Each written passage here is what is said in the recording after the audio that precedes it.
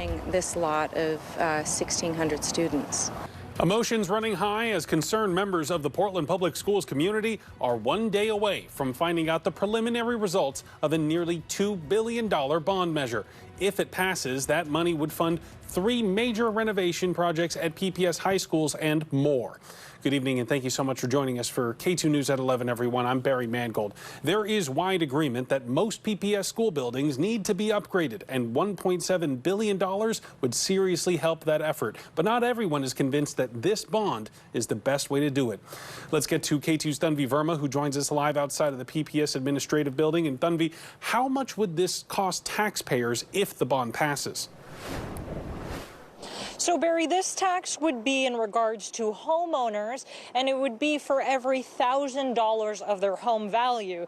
So to break it down for you, that's about $60 for the average homeowner.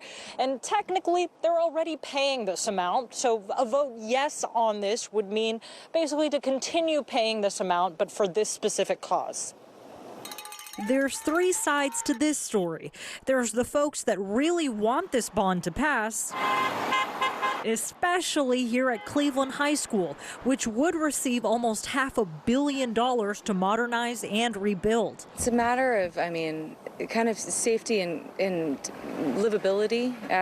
In the hotter months, it gets temperature doesn't drop down because, as you can see, it's all brick here, so it cooks. And so it stays between 80 and 90, 95 on the top floor where I happen to be working, and I face the afternoon sun, so it just doesn't cool down. Then there's the folks who are content with the status quo. I like how everything is formatted right now, you know. Finally, there's the folks that are not in support of the bond.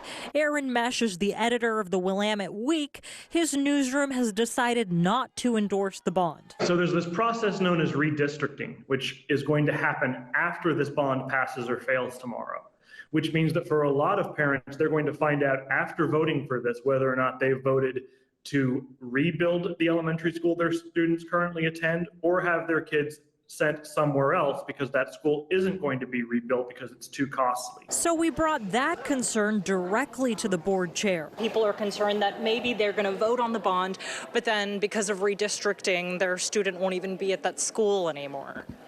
Yeah, that's a great question. Think about if you don't pass this bond, then there's a higher chance that the kid is not going to be able to go through a modernized school.